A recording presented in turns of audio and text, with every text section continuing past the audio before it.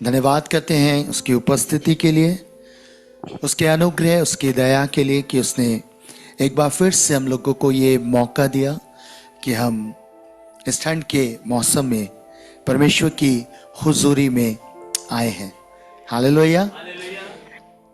एक बार जोर से खुदा के लिए ताली बजाइए। हालेलुया। एक बार जोर से अपने लिए ताली बजाइए। मैं बजाऊंगा आप लोग। पता है क्यों? क्योंकि ठंड के मौसम में आप यहां पे आए हैं। हालेलुया।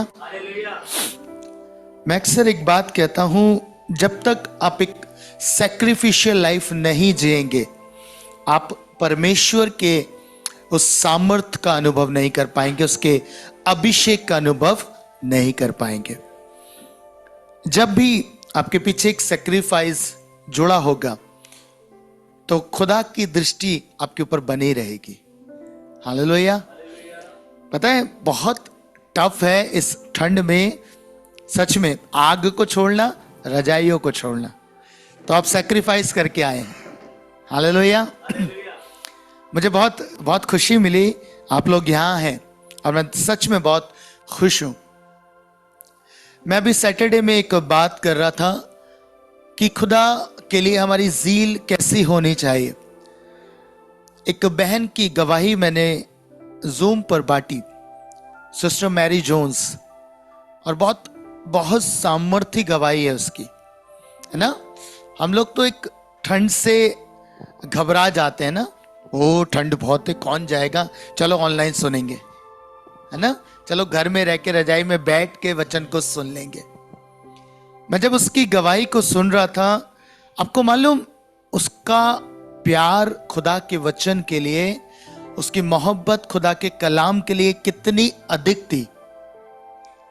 42 किलोमीटर पैदल यात्रा करके वो केवल इस बाइबल को पाने के लिए 42 किलोमीटर पैदल, पहाड़ों से होते हुए, जंगल से होते हुए, अकेली 16 साल के लगभग की उसकी उम्र थी।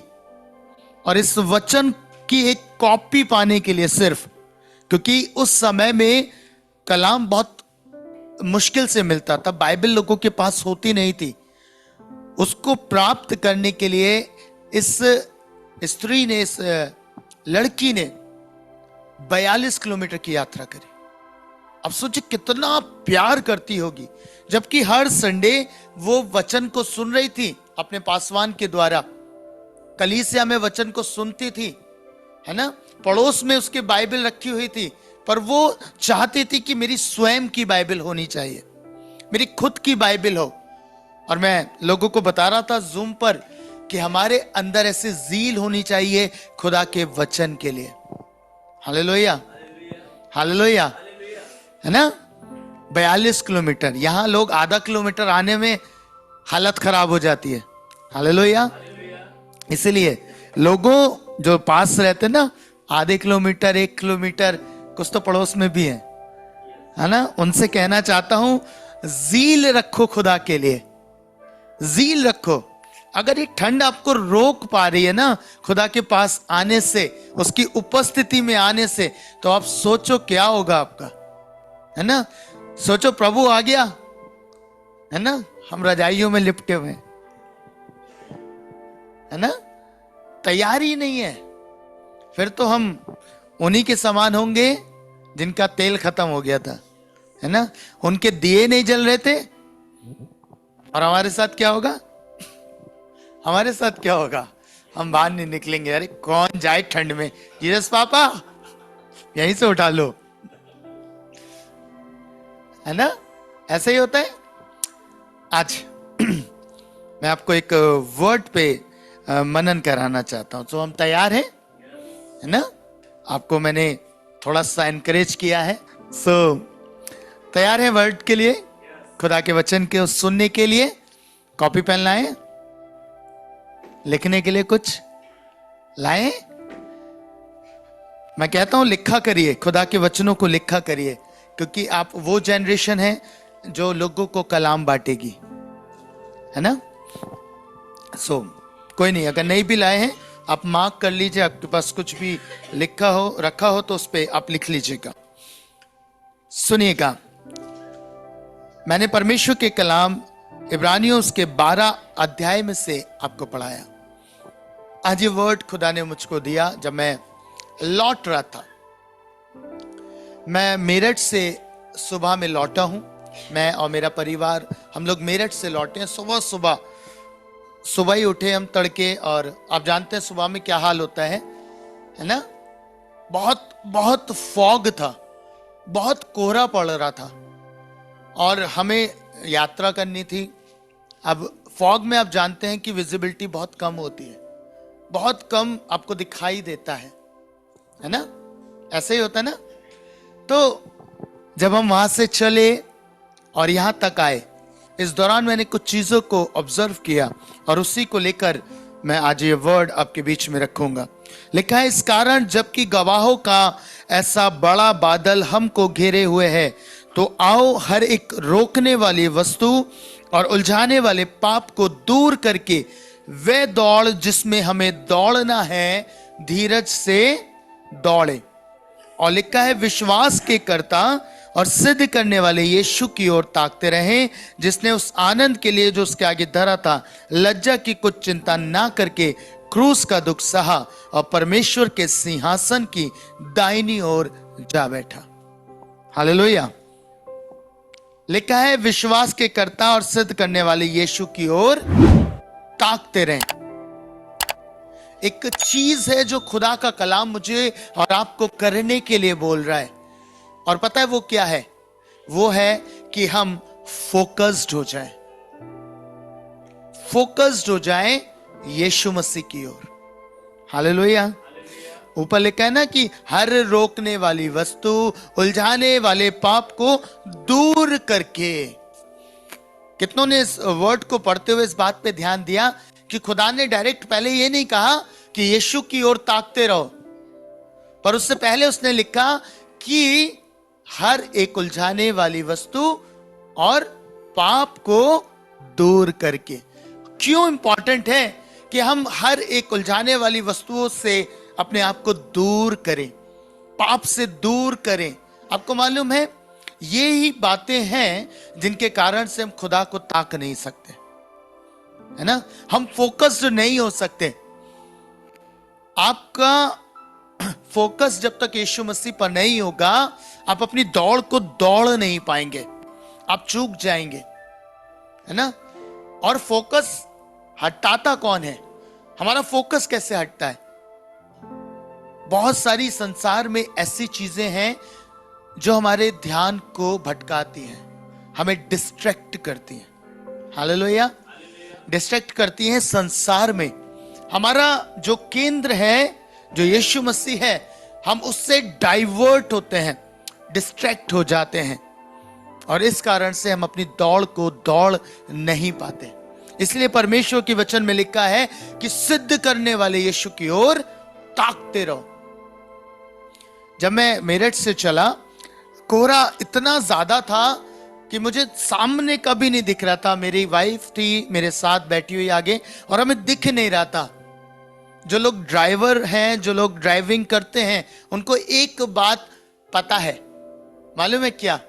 कि जब भी फॉग हो तो एक ही काम करो, बस जो गाड़ी आगे चल रही हो उसके पीछे पीछे चलते रहो, ना इधर देखो ना उधर देखो, बस उसके पीछे पीछे चलते रहो। और मैंने ठीक यही किया। मैंने सुबह देखा कि मेरे बस की तो है नहीं, मेरी गाड़ी में तो लाइट भी इतनी तेज नहीं है।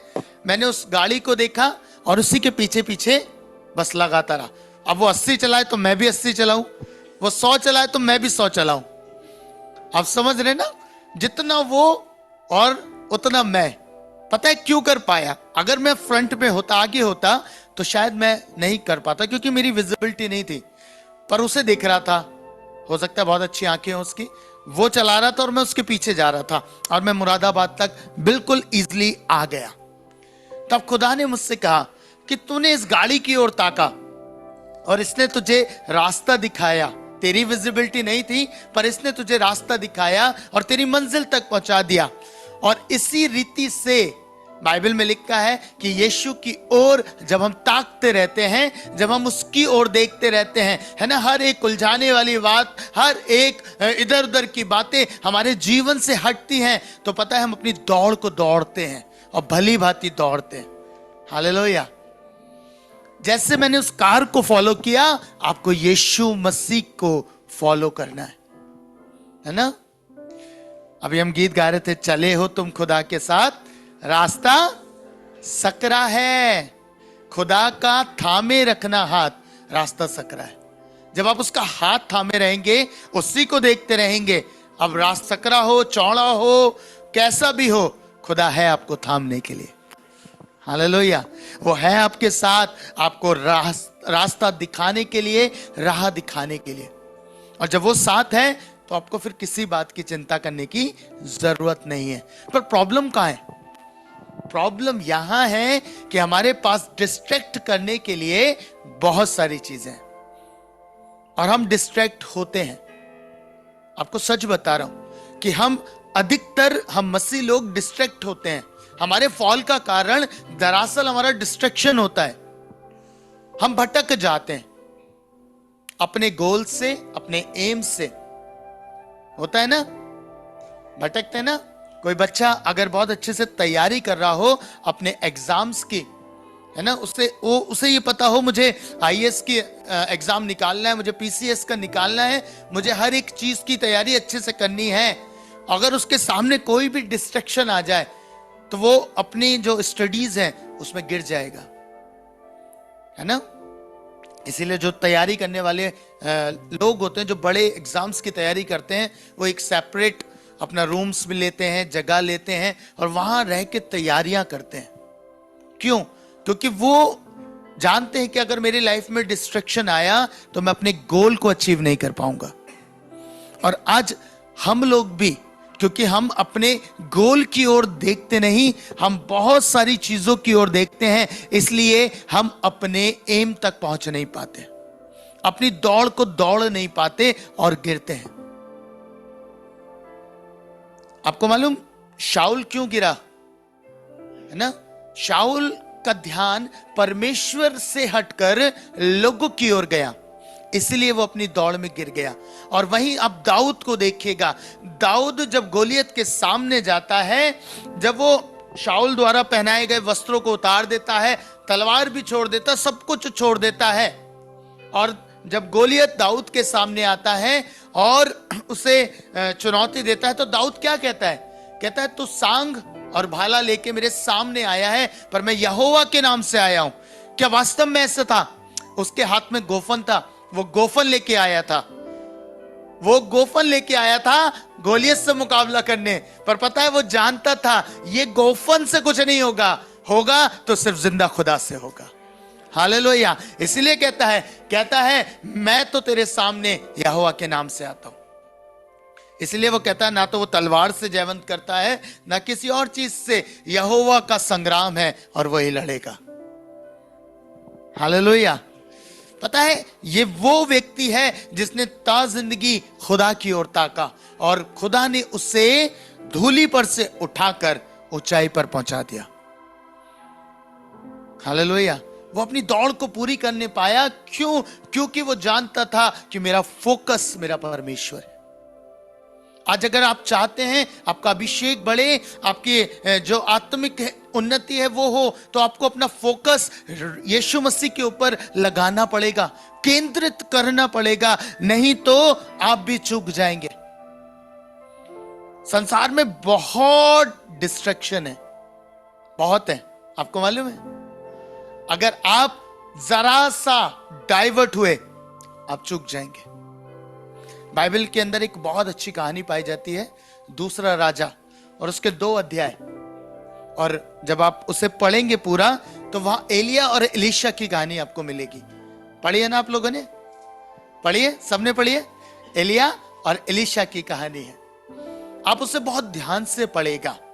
जब एलीशा से एलिया बात करता है, वो उससे कहता है तू क्या चाहता है?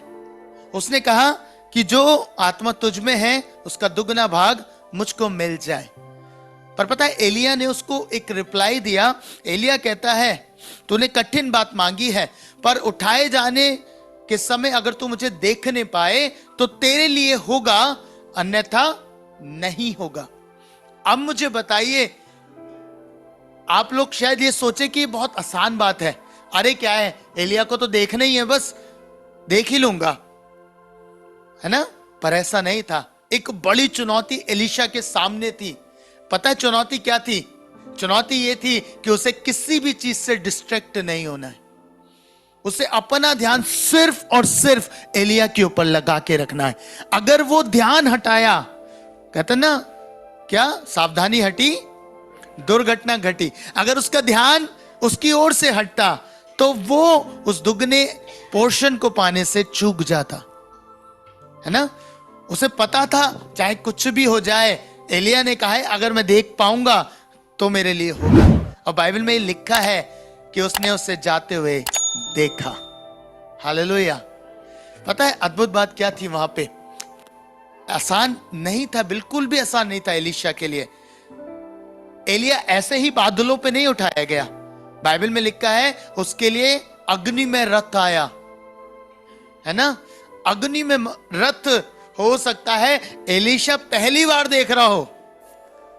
आपको मैं कहूं ओ देखो अग्नि में रथ जा रहा है ना, आप सारी चीजों से हटके अग्नि में रथ की ओर ही ध्यान लगाएंगे, है ना, क्योंकि हम पहली बार देख रहे हैं।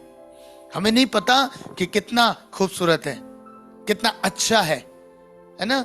वो आया होगा, आंधी भी चली होगी, बवंडर भी उठा होगा, हो सकता है और बहुत सारी चीजें होंगी जो एलीशा का ध्यान एलिया से हटाकर उन चीजों पे लगाए। पर पता है वो इतना फोकस था, वो इतना केंद्रित था एलिया पे कि वो इन सारी बातों को नहीं देख रहा था। वो देख रहा था कि मुझे बस एलिया को देखना है, तभी वो दुगना भाग मेरा हो जाएगा। हालेलुया। आप समझ रहे ना।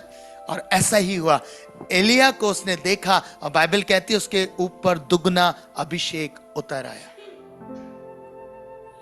आपको क्या लगता है ना, वहां पे अग्नि में रथ था। हमारे पास तो बहुत सारी चीजें डिस्ट्रैक्ट करने के लिए, है ना। एक प्रभु का अगर एक अच्छा बच्चा है, उसके पास बहुत सारी चीजें डिस्ट्रैक्ट करने के लिए, है ना।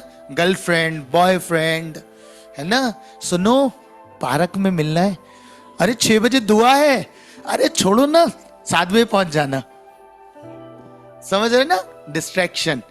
अब वो बेचारा बच्चा यहां पे आया था कुछ करने, पहुंच गया कहीं, क्या हुआ? वचन गया, संगति छूट गई और ऐसे ही डिस्ट्रैक्ट हुआ। होता है ना हमारा फोकस्ड। कल मैं एक बहन से बात कर रहा था, तो हम उस बहन को बहुत अच्छे से जानते हैं।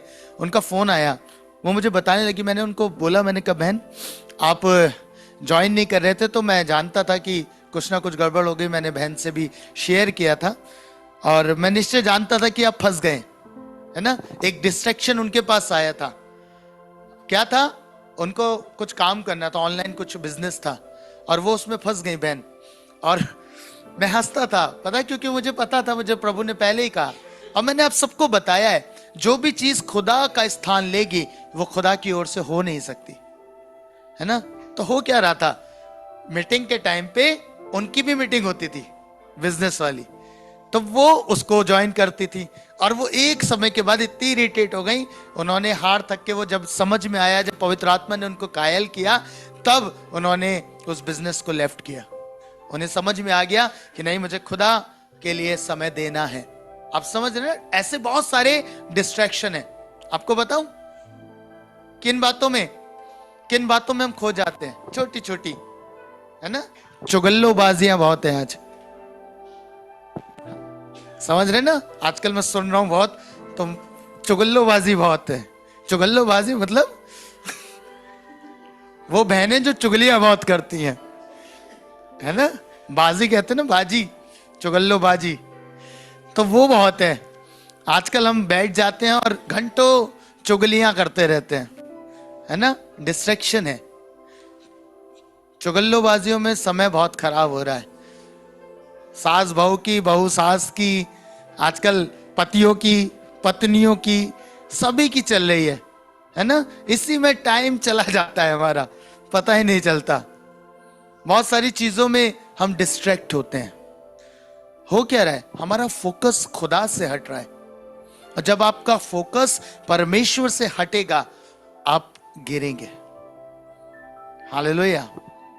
आप समझ रहे हैं ना। सोचिए, अगर मैं गाड़ी को फॉलो नहीं करता तो मैं ना टाइम से अलका को स्कूल छोड़ सकता था, टाइम से पहुंचते नहीं, क्योंकि स्पीड जो 80-90 चल रही थी वो 10-20 पे चलती, तो पहुंच नहीं पाता।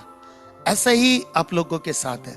जब आपका डिस्ट्रैक्शन होगा, जब आप डिस्ट्रैक्ट हो जाएंगे किसी भी चीज से, तो आप खुदा से फोकस हटा के उन चीजों पे केंद्रित होंगे। हालेलुया। समझ रहे हैं ना, ये डिस्ट्रैक्शन है और हर एक मसीह जीवन में आता है। मुझे बताइए, अदन की वाटिका में शैतान ने क्या किया? शैतान ने क्या किया? बस ध्यान केंद्रित कराया किस पे? फल पे। हालेलुया। यही तो हुआ था, परमेश्वर से हटाकर ध्यान किस पे लगा दिया? फल पे। और आज हम लोगों के साथ भी वो इसी चतुराई से काम करता है। उसे पता है, मैं इनको डायरेक्टली आके कहूंगा ना, छोड़ो प्रार्थना करना, छोड़ो ये करना, छोड़ो ये, कुछ नहीं होगा। ये जिद्दी लोग हैं, ये करेंगे। पर पता है, उनके सामने एक डिस्ट्रैक्शन रख देगा बस, है ना। कोई प्रभु का बच्चा बेचारा बढ़ला अच्छा खासा, उसकी लाइफ में एक खूबसूरत सी महिला लड़की डाल दी। अब वो बेचारा बाइबल छोड़ के उसी को पकड़ रहा है कि चलो यहां चलना है, शॉपिंग करनी है, मॉल चलना है, यहां जाना है। फिर वचन कहां पढ़ेगा, प्रार्थना कहां करेगा?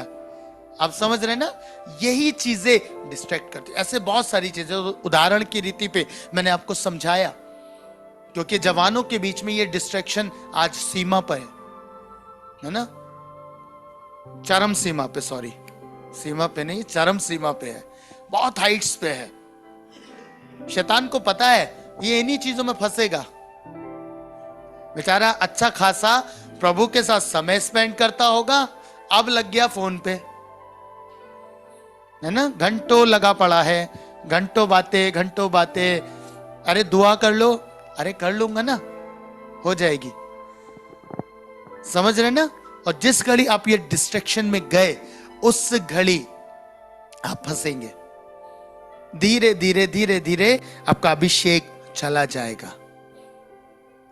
एक अभिषेक जो परमेश्वर का था, है ना, कैसे फंसा, कितने मीठी बातों में फंस गया। आपको मालूम है किसकी बात कर रहा हूं? शिमशोन की। बड़े प्यार से उसके बालों में हाथ डाल के सलाह, अरे मुझे बता तो सही, है ना, बता तो सही, कैसे तू निर्बल होगा, है ना।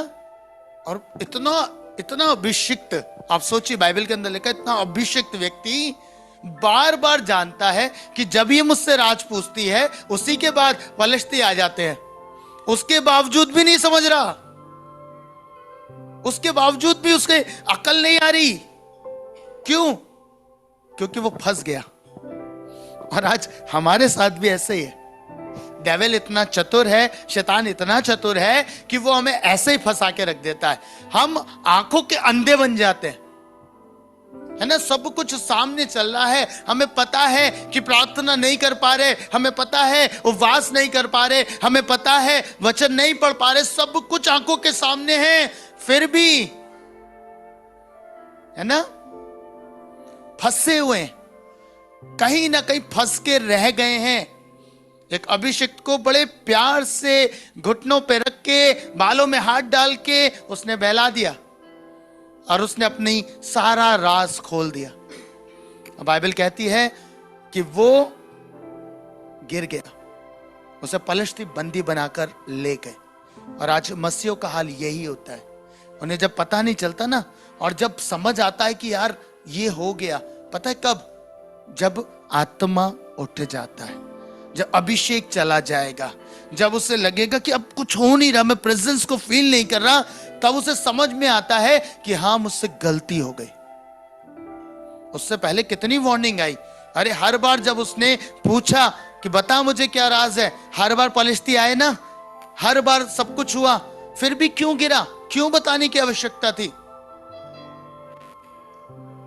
ऐसा ही आज आप लोगों के साथ हो रहा है।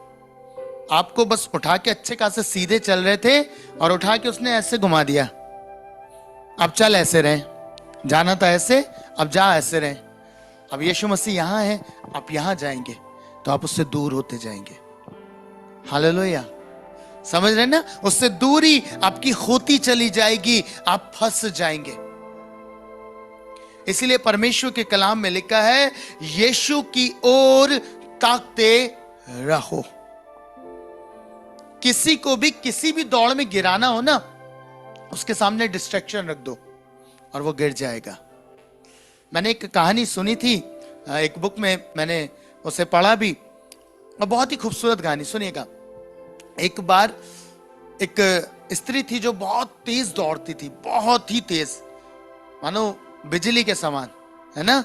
बहुत तेज दौड़ने वाली स्त्री थी और उसे कोई हरा नहीं पाता था। एक बार एक व्यक्ति आया और उसने कहा, मैं चुनौती देता हूं, मैं तुमको हरा दूंगा। लोग हंसने लगे, उसका मजाक बनाने लगे कि ये कैसे हराएगा, इसे तो कोई भी नहीं हरा पाता। जब भी रेस होती थी, स्त्री पुरुष दोनों दौड़ते थे और वो जो धाविका थी वो जीत जाती थी, वो स्त्री जीत जाती थी। जब इसने शर्त लगाई इस व्यक्ति ने, तो लोग उसका मजाक बनाने लगे, कह रहे उसे तो कोई नहीं हरा पाता, तू कैसे हरा लेगा? उसने कहा, मैं हरा दूंगा। अब ये ओवर कॉन्फिडेंट थी कि नहीं, मैं तो जीत ही जाऊंगी, हर हाल में जीत जाऊंगी। तैयारी का समय दिया गया, दोनों ने तैयारियां करी।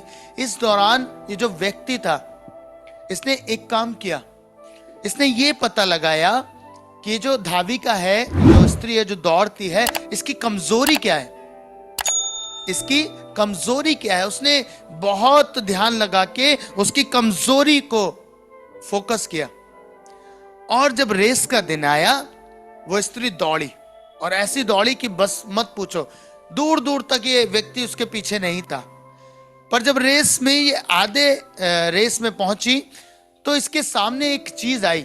लोगों ने सोने की गेंदे इसके सामने फेंकना आरंभ कर दिया। अभी लड़की जो स्त्री थी ये और खुश हो गई, वाह, लोग तो बड़ा इंप्रेस्ड हो रहे हैं और सोने की गेंदें मेरे ऊपर फेंक रहे हैं, मेरे मार्ग में फेंक रहे हैं, कितनी अच्छी बात है। देखा ना इसने, जब ये हुआ, इसने कहा सोने की गेंदें। अब दौड़ते दौड़ते ही रुक गई और सोने की गेंदें बटोरने लगी।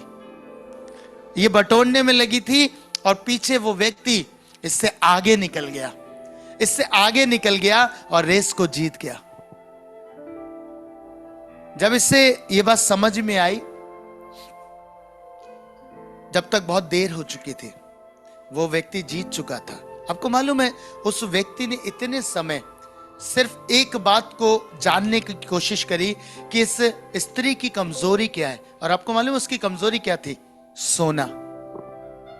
आजकल बहुत बहनों की कमजोरी होगी सोना। दो तरीके का, एक तो वाला और एक वाला, दोनों बहुत कमजोरी हो सकती है, ठीक है ना? तो सोना उसकी कमजोरी थी और उस व्यक्ति ने ये पता किया इतने समय में कि इसकी कमजोरी सोना है। उसने अपने लोग बैठाए और उन लोगों ने बैठकर सोने की गेंदें फेंकी और उसको डाइवर्ट किया उसकी रेस से। और जब उसकी रेस से वो डाइवर्ट हो गई तो वो रेस हार गई। हालेलुया। आपको क्या लगता है, शैतान आलती पालती मार के बैठा हुआ है, फुर्सत में बैठा हुआ है? जब ऊपर कुछ नहीं आ रहा, कोई समस्या नहीं, कुछ नहीं, आलती पालती मार के नहीं बैठा है। वो आपके जीवन को बड़ी बारीकी से देख रहा है, बड़ी बारीकी से ऑब्जर्व कर रहा है कि इसे मैं कहां गिराऊंगा, इसकी कमजोरी क्या है, कहां ये गिर जाएगा, है ना? हमें तो पता ही नहीं, हमें लग रहा हम बहुत मजबूत है ना? हमारे सामने कोई चीज नहीं आ रही, ना कोई चीज ठहर सकती, हम तो बहुत परिपक्व है। बाइबल में क्या लिखा है? जिसे विश्वास हो ना कि वो गिरेगा नहीं, वो और सावधान हो जाए, है ना? और ध्यान लगाए, स्थिर हो जाए कि चौकस रहे, कहीं गिर ना पड़ू। बड़ी बारीकी से ऑब्जर्व करता है वो आपकी लाइफ को कि कहां आप कमजोर पाए जाते हैं, किस क्षेत्र में आप कमजोर हैं। और ये काम ऐसा नहीं होता, ये काम बड़े इत्मीनान से, धीरज से होता है। आज मसीहों में धीरज हो ना हो, शैतान में बड़ा धीरज है ना। एक ही व्यक्ति के पीछे लगा हुआ है, लगा रहता है। आपको मालूम है, अगर उसने ये जान लिया कि ये जो व्यक्ति है ये परमेश्वर के राज्य में बहुत कुछ कर सकता है और मेरे राज्य में तहलका मचा देगा, तो सारे काम धंधे छोड़ के वो आप ही के पीछे लगा रहेगा। और आप गंभीर नहीं हुए, आप सचेत नहीं हुए, आप चौकन्ने नहीं हुए, आप फोकस नहीं हुए, तो याद रखिएगा वो आपको एक समय के बाद बहुत बड़ी चोट पहुंचाएगा। हालेलुया। कितने लोगों ने देखा है अभिषिक्तों को गिरते हुए, कहां फंसते हैं? स्त्रियों में, पैसे में, है ना, यहीं फंसते हैं, और घमंड में। ये तीन चीजें हैं जिनमें बड़े बड़े सेवक भी गिरते हैं। वो कुछ नहीं करता, या तो उन्हें धन में फंसाएगा, या स्त्री के प्रेम में फंसा देगा, या फिर घमंड में फंसा देगा। अगर आप सावधान नहीं हुए तो निश्चय आप गिरेंगे, आप गिरेंगे। यही मैं आपको समझाने की कोशिश कर रहा हूं। यह मत सोचिए, इत्मीनान में मत चले जाइए, ठंडे मत पड़ जाइए कि अब कुछ नहीं हो सकता, मैंने पूरी बाइबल पढ़ ली है, मैं इतने घंटे प्रार्थना करता हूं। प्रभु कहता है चौकस रहना, फोकस्ड रहना। अगर फोकस नहीं रहेंगे तो निश्चय आपको वो चोटिल कर देगा। उसके पास इतना धीरज है, वो काम कर रहा है आपके ऊपर। शायद आपको नहीं पता कि आप एक ही पाप में 10 बार गिरे, पर उसके पास पूरी डायरी बनी हुई है कि एक ही पाप में इतनी बार गिरा है। हालेलुया, समझ रहे ना। प्रभु ने, जब मैं प्रभु में आया तब मुझे ये चीजें सिखाई हैं। परमेश्वर ने कहा कि ये बातें बहुत ध्यान रखना। आप लोग जो क्रिकेट खेलते हैं, फुटबॉल खेलते हैं, आपको मालूम है जो व्यक्ति क्रिकेट खेलने वाला है, अगर वो बैटिंग कर रहा है, उसे पता है कौन सा खिलाड़ी कमजोर है, किसके पास से मैं रन ले सकता हूं, है ना। पता होता है ना, अरे ये मोटा है, इससे भागने में टाइम लगेगा, इसी के पास से रन चुरा लो, तो वो दौड़ के उसी के पास से रन चुरा लेते हैं। उन्हें पता उसे ये कमजोर है। ऐसे ही शैतान को आपकी कमजोरी पता है कि इस क्षेत्र में कमजोर है, इसे यही टारगेट करो। पर आपको एक बात बताऊं, उसे भले ही ये पता हो, पर आपको एक बात पता होनी चाहिए, आप जहां कमजोर हैं, आपका खुदा उसी क्षेत्र में आपको बलवंत बनाता है। हालेलुया, वो आपको ताकतवर भी वही बनाता है। अगर आप फोकस्ड हो गए तो आपकी कमियों को आपकी ताकत बनाने की कुवत रखता है। पर आपको फोकस्ड होना पड़ेगा, है ना। आपको चलना पड़ेगा खुदा के पीछे पीछे पीछे पीछे। इसलिए बाइबल में आया, हर एक उलझाने वाली वस्तु, हर एक प्रकार का डिस्ट्रैक्शन आज की शाम में आपके जीवन से अलग करिए। हर एक प्रकार का डिस्ट्रैक्शन अलग कर दीजिए। जो बातें आपको डिस्ट्रैक्ट कर रही हैं खुदा के मार्गों से, उन्हें अलग कर दीजिए, हटा दीजिए। और ये बाखूबी आप जानते हैं कौन सी चीज मुझे डिस्ट्रैक्ट कर रही है, कौन सी चीज है जो मुझे खुदा के पास नहीं आने दे रही है ना।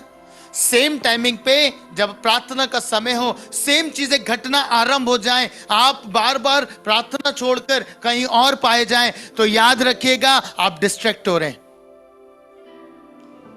हालेलुया, आप याद रखिएगा आप डिस्ट्रैक्ट हो रहे हैं। वो बातें खुदा की ओर से नहीं हो सकती। अगर कोई बहन, कोई भाई मुझे मेरे प्रभु के समय से अलग लेके जा रहा है, तो वो खुदा की ओर से है ही नहीं, है ना। उसको डांटिए कि नहीं, मैं खुदा के घर में जाऊंगा, पहले परमेश्वर के पास जाऊंगा, पहले प्रार्थना करूंगा, पहले वचन पढ़ूंगा, उसके बाद मैं सारी चीजें करूंगा। हर एक डिस्ट्रैक्शन को आप जानते हैं, मैं जानता हूं कौन सी चीजें आपको डिस्ट्रैक्ट कर देती हैं।